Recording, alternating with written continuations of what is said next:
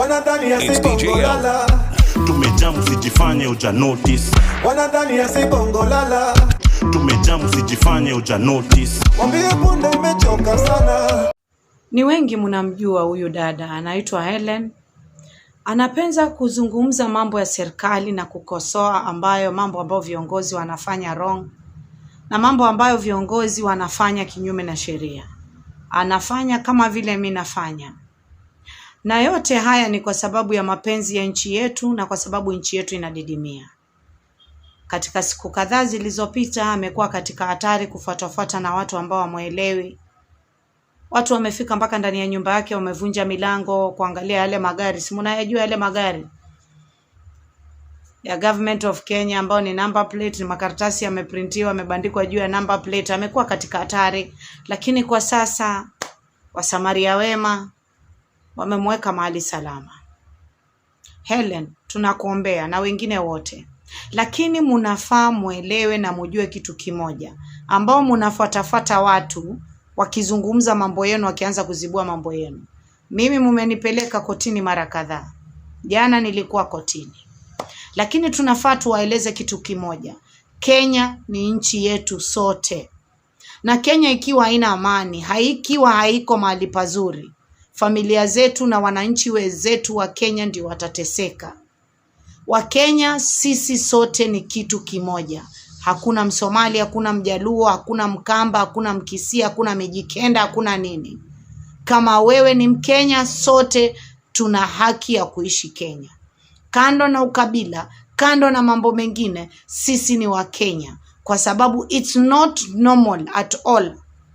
Wakati saa zile watu wanataka kutawala ndo wanatukumbusha makabila yetu. Lakini miaka 4 sisi tunaishi kwa amani, tunasalimiana kwa amani, bila ukabila, bila kujua jimbo letu.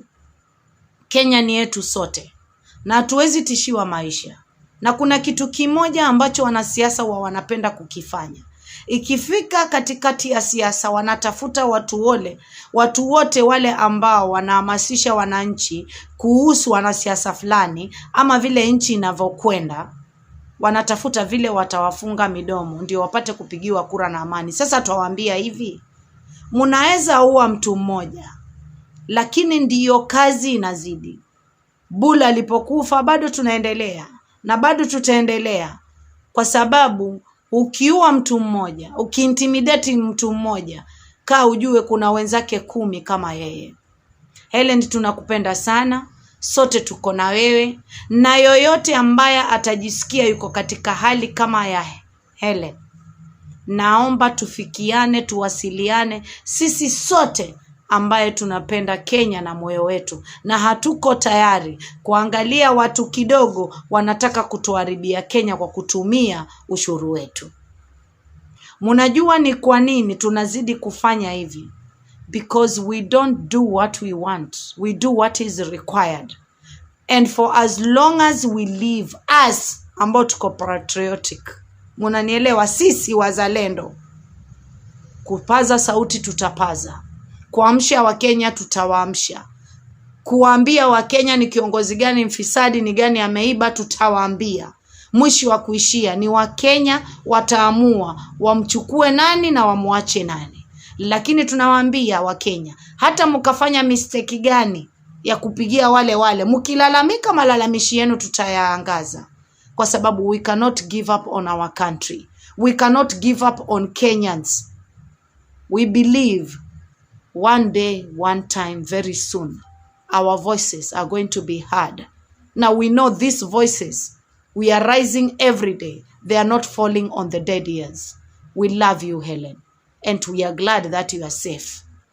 The government official and to your friends and tycoons touching us, it's not easy. It's not easy because you are practicing the law. Act number 1 of our law, the Constitution of Kenya. The sovereignty of a country belongs to the people. And the Constitution must be followed by everyone. And no one is above the law. Lastly, we know that our Constitution, it's broken beyond measures, but we cannot give up on it. Our constitution ni yetu sote, na it cannot be used to intimidate us. It can only be used to deliver and to bring justice to all Kenyans. So Helen, we love you, lady. Hang in there. Don't turn down. We are always going to find a way to raise our voices. Love you so much, my sister. And I'm glad and very happy that you are alive. Continue championing on that line. Don't get intimidated and don't turn down, my friend. Kenya belongs to all of us. Good morning, comrades. I have a very unfortunate news. One of us is being followed by the police, and they have a car that has the GK number plate. They have been trailing her, and they even went to her house yesterday during the day, and they were trying to break in, but they were not successful. So Elaine akulala kwa nyumba yake jana. She slept in a friend's place, and throughout the day, whichever moves she was making, that car was trailing her. And this number plate, by the way, it's not in the NTSA system. That is the initial search results. So we need to highlight this. We'll be going live to talk about this matter, because this is intimidation bordering on abductions. So tunawaambia wa jamaa, if they are not removing that car and stop trailing Elaine, we will share the number plate and their faces here. As I posted in the morning, Elaine, our friend, has been for the past few days been trailed by a car that is registered in the with government registrations, with men inside that are not identifying themselves, but they have been trailing her for the past few days. What we did is we made her live, and we agreed that the best way for her is to relocate her to a safer place. Now, we've raised up to now about 50,000. We hope to raise another 50,000 tonight at 8 p.m. So kindly join and participate with us as we help one of our comrades. Elaine has been a voice and a fierce critic of this government, and she has never asked us to help her in any way. It is now our time to help her and be safe. Thank you very much for those who have contributed. God bless you. Good morning. I want to appreciate everybody who came through yesterday for Elaine. We had intended to raise 100,000, and by 11:30 thereabout yesterday at night, we were able to meet that target. She's safe and secure, and that's going to continue because now we've been able to secure traveling, and now she has reached where she was going. We are now in the process of organizing how she can now begin a new life somewhere else. Of course, this government, their best part-time job is to harass the young people. Elaine is a Gen Z, and the government is harassing her and messing her career. Not good. It's so sad that at this day and age, our country is regressing backwards to an era that has been long forgotten, where people used to be silenced just for speaking up. Kama unatumianga TikTok on a regular basis, most probably you've come across a video or two a young courageous lady called Ellen, who uses her platform to ask for accountability, better governance, and expose the rot in the government.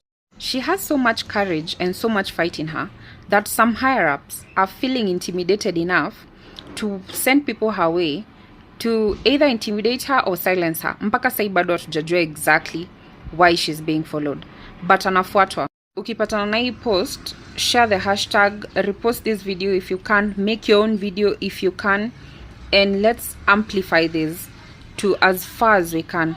Let's have each other's backs, because leo ni yeye, kesho ni mimi, kesho kutwa inaweza kuwa wewe. Anything goes with this government. Hi guys, I would love to raise awareness on Ellen. If you don't know Ellen, let me show you her. This is her. This is her page. She has been so active on calling out the government, and she has been so outspoken about the government. So apparently some people are looking for her, or were looking for her, and her house was broken into. So please, guys, you know how it works. If they can't buy you, they will kill you. If they can't kill you, they will abduct you, and you will never be seen again. So please make some noise for Ellen, because she has been on the forefront for good governance. She has been like the best activist on this app. She has been so active about the government. So please, if you can, just pray, say a prayer for her. And if you can, just try and push anything that's involving the youth being abducted, because it's getting serious. Probably it's getting way worse, especially now that the oppositions have shown their true colors. So please, right now, the only oppositions that we have is us youths. And if we can't fight for ourselves, we're going to die, you know? Good evening, Kenyans. Una huyu dem. I want to see whom they will blame. Hizo siku zingine wamekuwa wakiblame Rigathi. Sijui. So, toka jana amekuwa akicomplain na akisema that anafuatwa na gari ambayo number plate yake haijulikani. Walitembea mpaka kwake, wakavunja mlango, wanapaki hiyo gari kwenye anafanya kazi hapo nje. So wanamfuata, walimfuata hadi saa 1 usiku. Si mnajua Ellen mnamjua. Na huwa ana inject, like si inject, she just uses public information kutengeneza video zake, the way everyone does, because the only person mwenye sasa tunajua anaweza toa credible information ni Onyonka na Murara. Hao ndo wako na high end access, maybe huko juu. Sisi tunatumia ile yenye imekuwa exposed kutengeneza hizi videos, lakini sasa wanamtrail, wanamfuata. Tunataka muamplify kwamba Ellen ako in danger, okay? Ellen anafuatwa na serikali. Ellen anafuatwa na unidentified vehicles. Alirani hiyo number plate haifanyi kazi, haiko registered. So ni sticker ya number plate wameweka kwa gari, wanafuata huyo dem. So nyinyi mnafaa tu mrepost video, mlike na pia muishare kabisa. We need to amplify for her safety. Okay? Yeah. Tafadhalini. Tunajua kazi yenye huwa anafanya. She's next to Murara. Inaji ni kama ile ya Murara kia inject. So tafadhali msiache huyo dem. Don't let her down. Tafadhalini guys. Thank you very much. I'm not scared of death. I'm not scared of death. I don't know why I'm still alive. Are you scared of I killing? died long time ago. Are you scared of killing? I'm not scared of killing. A revolutionary is a walking killing machine. Not scared of death. If that need arise, I will kill. And I will do so with no hesitation, especially in defense of my people. I know you are concerned, and some of you have been DMing me to be careful and to be careful of what I say. Let's get something straight. I do not fear death. For one reason. I was present during my late fiance's postmortem because one of his brothers told me I need to be present for that procedure just to make sure I didn't kill his brother. The man I loved with everything that I had inside of me. I watched that doctor open him up and every part of his internal body, the thorax and the abdomen, being pulled out. So I really do not fear death. Secondly, whatever I address here had to be said at one point. Surviving in Kenya is more hard than it was. It had to be addressed. So if anyone wants to pick me, abduct me, or anything, I am really more than ready for that. At one point I'd die, so what's there to fear? And I will continue being a critic of the decisions the people we put in office are making. I won't stop. I know you're concerned, and that is a lot of love you show for me, but We really need to calm this country from whatever we are being put in. Yeah, it is. We are in a very bad situation as a country in whole. Should Raila Odinga work with President William Ruto? That's a good question. That should he work with William Ruto? Work on what? The conversation should not be about which person gets what position. It should be about what are the issues that affect our people. Our political conversation should be about how to make the lives of the people better. Government is their own people. This government is going to punish you more than they will punish me. I'm telling you, in another 1 year, you will be crying in my office. There is a campaign that has started in East Africa, to be precise, in Kenya. This campaign has a whole hashtag that is called Mass Following BN. Mass Following BN. Huh. To help BN, the artist from Sauti Sol, to reach 1 million YouTube subscribers, 1 million followers on all of his social platforms, as a way of celebrating his role in promoting Kenyan music globally. That is a lot. Of course, when this happened, I was like, first of all, I had to check if I follow BN everywhere. And indeed, I do follow him on the Instagram, and I checked his numbers. They're about on 700 plus K. So he's yet to make it to 1 million. He needs about either 200 and some change or about 300 to make it to 1 million. At least par yesterday. I actually also follow BN on Instagram. I don't follow him on X or on TikTok, so maybe I'll join that parade. Okay, so on TikTok, I still checked. He had about 600 and something K followers. So he's shot about 300 and some change. Par yesterday, and I went on YouTube and I was like, he has 200 and something. I was like, come on guys, I think BN is one of the most talented artists we have in Africa. And when they say he supports Kenyan artists, I have seen BN support Ugandan artists. He does. You saw him with Joshua Baraka. It's like Joshua Baraka is his young brother. He's always moving him in places, and in a very good way. I think, in fact, BN did one of the first sort of collabos with Baraka, if I'm not mistaken. So yes, he does actually value our artists. He has been here quite a number of times. He loves Uganda. He knows a few words here and there. He's been in the studios before. So I am joining this campaign. First of all, shame on us, the fans, because how can BN not have 1 million followers? Like, are you serious? Like, he makes really good music. So I joined the campaign. I went and checked on the TikTok. I follow him on the TikTok. I was like, okay, where else? I went subscribed on the YouTube. I tried to look for you, BN, on X. I couldn't find you. I don't know why. So I need we need clarity on that. I'm gonna from one bold man, BN, to you as a bold man. I'm gonna get my followers to follow you from boldy to boldy. So we're excited. The campaign is on, guys. Go look for BN at BN, and please follow the brother, because this guy is solid. By the way, BN, I'll do it, but you have to pay me. And in his videos, they're quite entertaining, ladies. So that's how us bold men be. Where's your six-pack? Show your talent.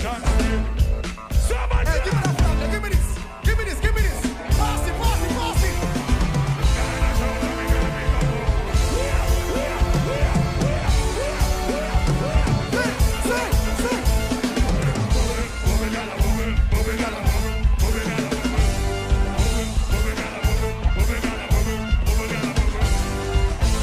A few moments later. Kama una miaka 20 hadi miaka 25 na unaangalia video hii, najua unaamini kuwa miaka 30 iko mbali sana. You still have enough time to figure things out. Trust me, miaka 30 iko karibu na wewe kuliko unavyodhani. Kama kuna biashara unataka kuifanya, anza right now. Kama kuna kipaji unataka kukikomalia, kikomalie right now, kwa sababu ukifikisha miaka 25, malaika wa miaka anaanza kuipeleka miaka mbele, ana fast forward, miaka inaenda haraka haraka mbele, unajikuta tu pap, una miaka 30 na hakuna cha maana chochote ulicho accomplish. Unajikuta una umri sawa na kosa la jinai na hauna chochote kile cha maana. unajikuta una umri sawa na saizi yako ya kiuno, au kati ya umri wako na saizi yako ya kiuno vimepishana miaka 2 tu. That's very dangerous. Ukifikisha umri wa miaka 30 na hakuna kitu chochote cha maana ambacho umekifanya kwenye hii dunia, kila kitu kinachokuzunguka sawa kinakuhukumu, kinakwambia you are a failure. Unasikia wewe ni failure.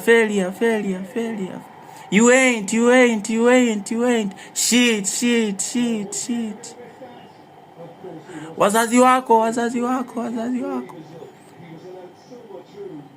hawana wanachojivunia. Unakuwa hunted na mizimu ya bongo movie. Yani kila kitu kinachokuzunguka kinakuhukumu, kinakwambia wewe mwanetu, go. Kwenye group lenu la WhatsApp inatumwa linki ya ajira. Una click hiyo link, kuingia hivi, kuperuzi hivi, unakutana na vigezo na masharti pale vya umri, vinakwambia kabisa wanahitaji watu ambao wana umri wa miaka 20 hadi miaka 25. Unajigundua damn, ina maana elimu yangu haina thamani tena. Ina maana mimi nimefikia umri wa kustaafu kabla hata sijapata kazi. Unaamua kwenda kwenye semina za wajasiriamali, wakufundisha namna ya kujiajiri, wakufundisha namna ya kutengeneza mabatiki, wakufundisha namna ya kutengeneza sabuni za magadi. Ukifika huko nako, mwisho wa semina wanakupa assessment form ile. Form ambayo unajaza, semina umeionaje? Ukichukua ile form, wakati unaipitia ile form kwenye kipengele cha umri, kidole chako kinaruka herufi kadhaa, sawa, hadi kufikia kwenye umri wako. Pale ndo ambapo unashtuka. A 18 hadi 24, hapana. B 25 hadi 29, sipo. 30 hadi 34, hapo ndo the reality kicks in. Unaanza kuwa sad. Oya, ni juzi tu nilikuwaga na tiki huku juu. Kuanzia 18 hadi 24. Nimefikaje kwenye 30? Ukifikisha umri wa miaka 30 na haujatoboa, unakuwa unakichukia hadi kitambulisho cha taifa. Unakuta unapanga vitu magetoni, mara ghafla kuna kitu kinadondoka hivi kuja kucheki ni kitambulisho cha taifa. Alafu kitambulisho cha taifa kikidondoka, sawa, kinadondokea upande wa umri, yani upande ambao una tarehe yako ya kuzaliwa kule, ndo kunakuwa juu pap namna hii. Alafu kitambulisho cha taifa hata kikipauka kiasi gani, sawa, tarehe yako ya kuzaliwa haipauki, ndo kwanza inaendelea kukolezwa wino, inakuwa nyeusi, yani inakuonyesha kabisa ulizaliwa zamani sana, miaka ya 90, wewe ni age go. What are you doing with your life? Unaanza kuwa na chuki na madogo wa kizazi kipya wanaopiga hela. Mara unaanza kuwachukia wana muziki. Hivi Zuchu wanaimba nini? Nasikia tu kwi nitalia rakata.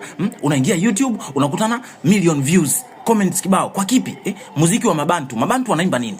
Sielewi. Madogo wanaacha kufanya kazi za maana, wanahangaika kila siku. Wako TikTok, tap the screen guy. Give me roses, give me flowers. Mambo gani haya? Kuna muda unafanikiwa kujisahaulisha kuwa hauna miaka 30. Umepanda zako daladala vizuri tu pale, umekaa kwenye siti ya nyuma, mara ghafla unasikia sauti kwenye redio inasema miaka 10 ya EFM. Miaka 10 ya EFM? EFM wamefikishaje miaka 10?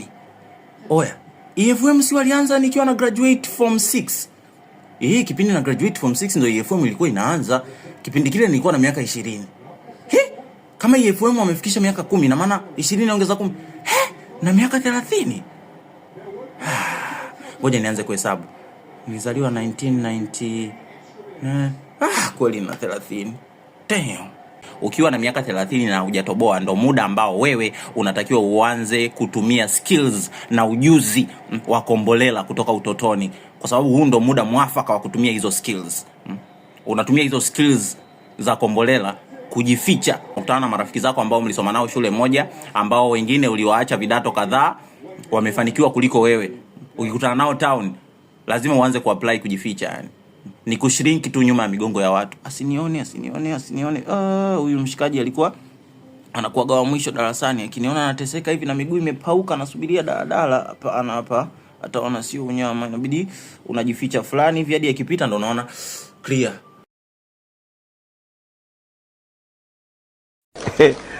Tazidi kuongea kwa niaba ya Kenya. Nianze wase, niko fiti. Manze unajua hii story ni ngori. Youths hapa mtaani hatuna ma ID. ID ni kitu ya maana, tunafaa tukue nayo. We as a Gen Z, we've talked, we've marched, we've fought for change. But what is all this if we don't show up where it matters? We the Gen Z are the pulse of this country. The future is in our hands. Lakini bila ID, that power is not. Hii ID is more than just a card. It's the key to opportunities. Ni ufunguo to freedom, the change we have been waiting for. Why is an ID important? It is because you cannot vote without an ID card. So if you don't have an ID card, one, you do not exist in this country. As you can see, they are mocking us. What are they saying? That sisi tuko tu pale online, lakini kura ni kwa ground. Now, what can we do? Let's register for our IDs. And for you to register for your ID, you can visit your chief's office because they have all that power with them. Again, we have over 900 registration centers across the country. We have 55 Huduma centers. And then we have 360 sub-county offices. We account for about 70% of the population. That means if we vote, we get to choose who will be our leader.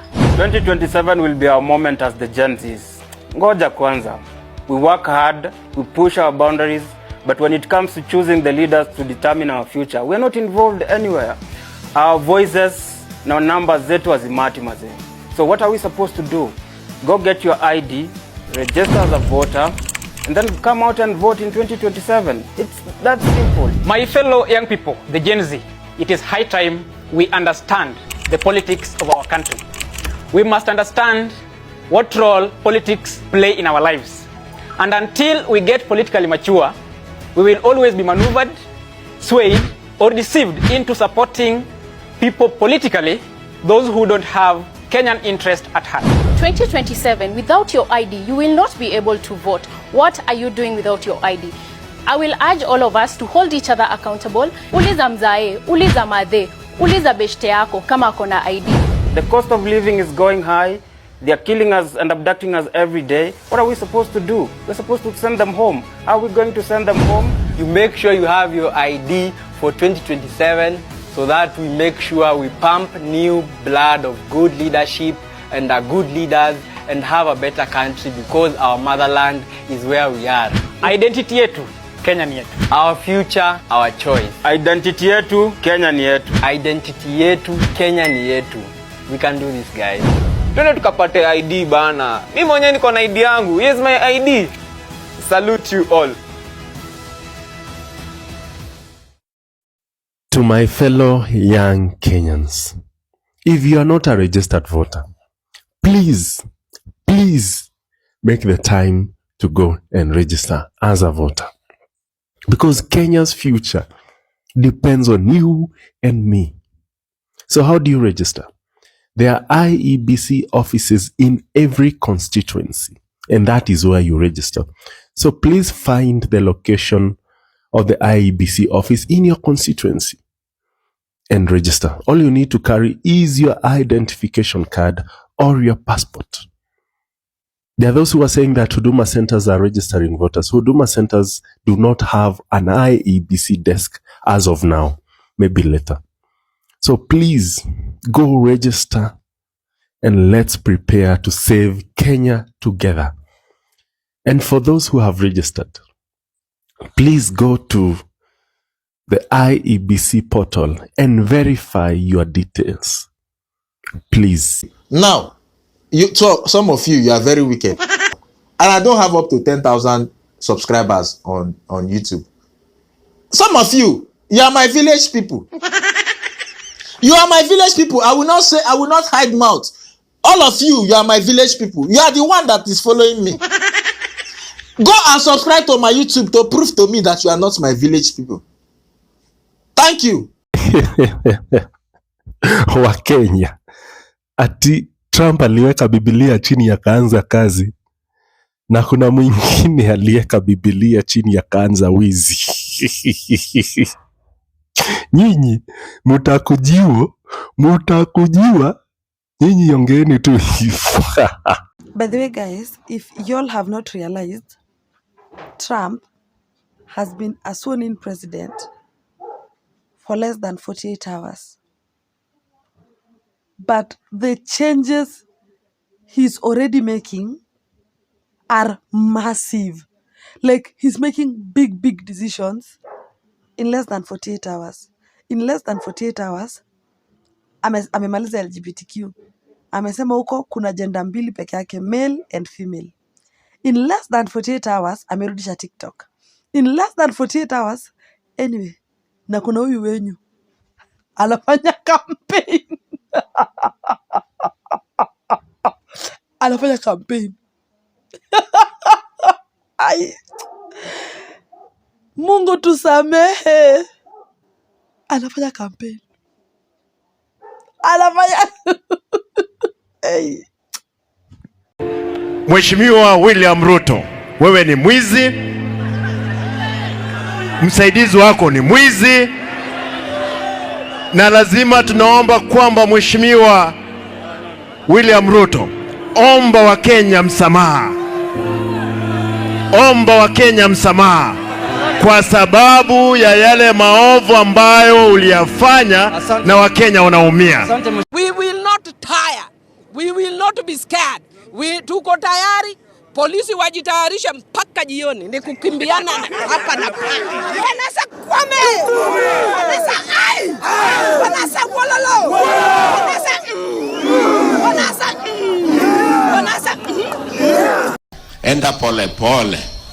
Cool down.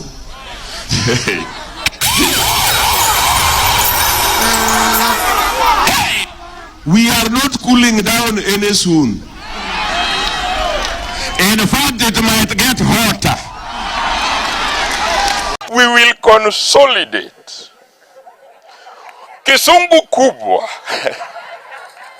And after we consolidate, we will strategize. Here I come. Here I come. Hello.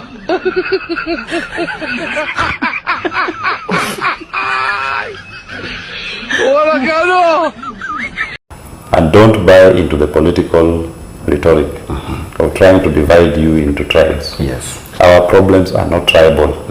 There is no Kikuyu problem, there is no Kalenjin problem, there is no Luo problem, there is no Somali problem.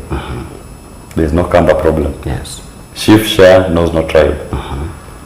The university funding model knows no tribe. Yeah. Joblessness knows no tribe. All these problems that we point out, yeah, they do not know any tribe. The revolution about to be televised. You picked the right time, but the wrong guy. I want to perform their favorite song, but you know they love to sue. What song?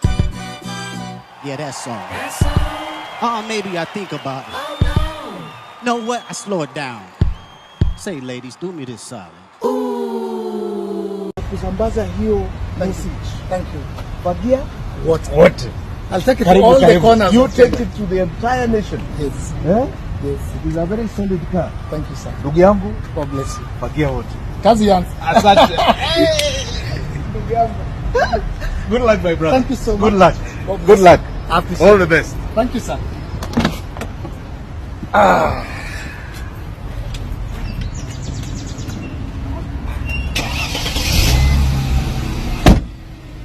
It's time for a fresh start. Tunafagia wote. Your Excellency. Aya, alafu matopare. Okay, matopare. Matopare. Topa. Matopare. Matopare. Topa. Itazidi kuongea kwa niaba ya Wakenya. She asked me, baby, where you from? I told her, Kenya.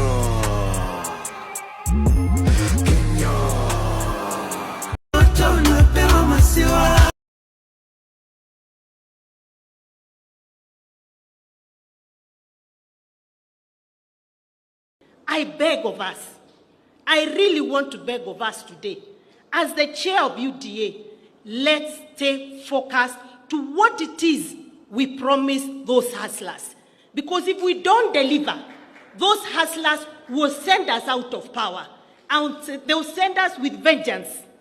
So let us talk about roads, electricity, education, health, types. Let's tone down on the politics. It is not healthy. It is not healthy. It is the wrong time.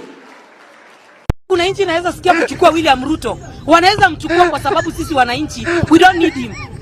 Ametuchosha. Ama nyinyi mjachoka? Mjachoka na Ruto? Ule mtu anataka kuchukua William Ruto, you can take him for free, take Wetangula for free, take Mudavadi for free. Tunawapea hizo takataka zote waende waongoze if they are good to you.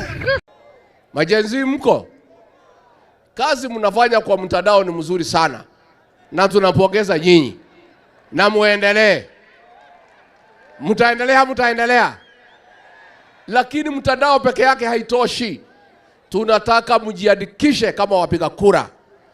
Wale watu ambaye watakomboa Kenya hii, wenye kuamua Kenya itaongozwa namna gani, ni hao majenzi wetu mwaka wa 2027. Lakini hamwezi amua Kenya itakaa namna gani kwa simu peke yake. Lazima mchukue vitambulisho, lazima mjiandikishe kama wapiga kura. Siku hiyo ikifika muamuke saa 9, muungane na sisi na wengine, tuende pale kwa debe, tutafute uongozi wa maana ambaye utaheshimu wa Kenya, utaheshimu demokrasia na utakubali kufanyia kila mtu maendeleo. Tumekubaliana majenzi? Hata nasahau tarehe ni gani. Mimi siko na tarehe kwa kalenda.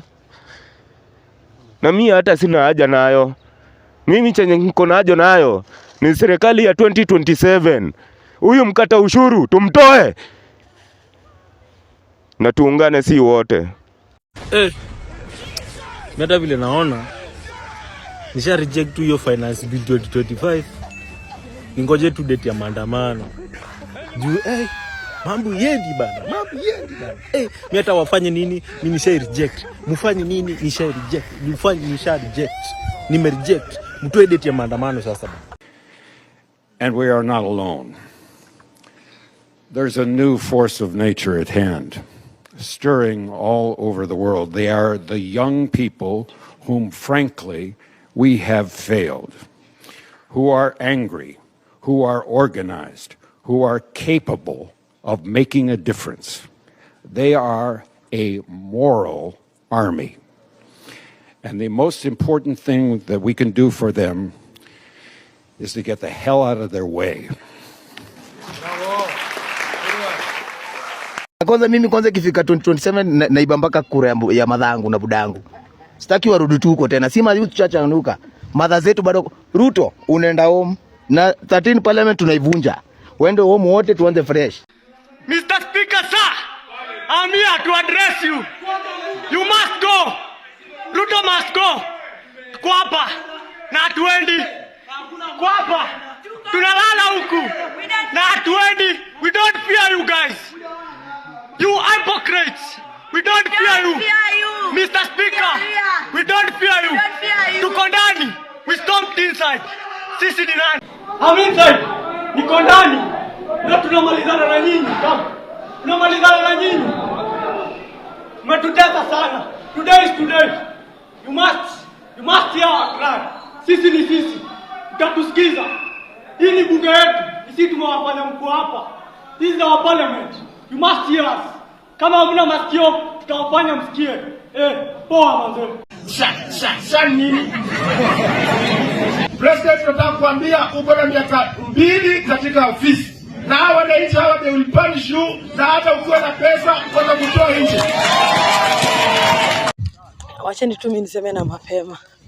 Ndio kama kuna list na andiko mniweke kwa list. I can't wait to reject finance bill 2025. I can't wait because I know it will be something absurd. It will be something mental. I can't wait. Mneke kwa list jameni. List ya reject. Idiots who don't want to participate in the affairs of their nation, they think things will just work in and of themselves. Then they are tribalists. And these tribalists, they think that they are only safe with people who are from their tribe. And tribe can mean people from the same culture, same language, or same culture.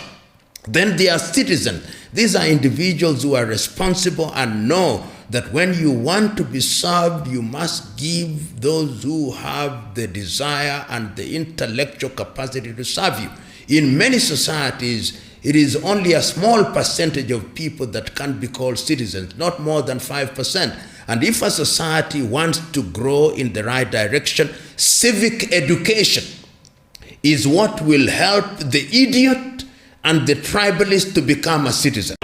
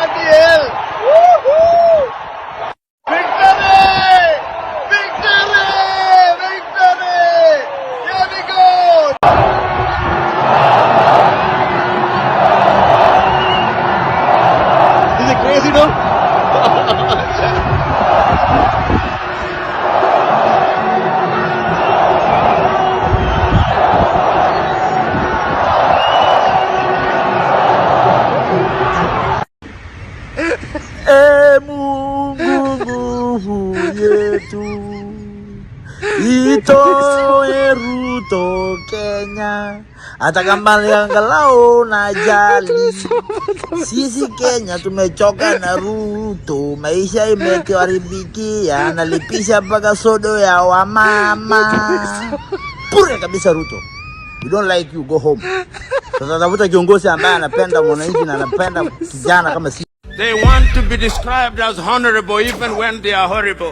They acquire things which they have not worked for. They promise us things that they know they will never deliver. And there is no shortage of such men and women in the African continent. Now, why do you want Ruto gone? We want Ruto gone because he is killing innocent people. He's wanting to pass the Finance Bill 2024. He's putting tax on sanitary products that girls can't even buy. He's can't go to school. He's corrupt. He's taking the money. He needs to go. Yes. Out. If you're going to raise anything, start with your hairline. Nice. Control, Alt, Delete, Ruto. The drunk did better than you. Drunk did better than you. Nice. Now the next election, yes. Unajua hawa ndio watakuwa nasema fagia wote ama mtasema namna gani? This generation, yes, they use their might because they didn't vote, the largest vote in the last election. Hi Kenyans, mi sina maneno mingi. All I want to say is Ruto must go, like yesterday. Bye.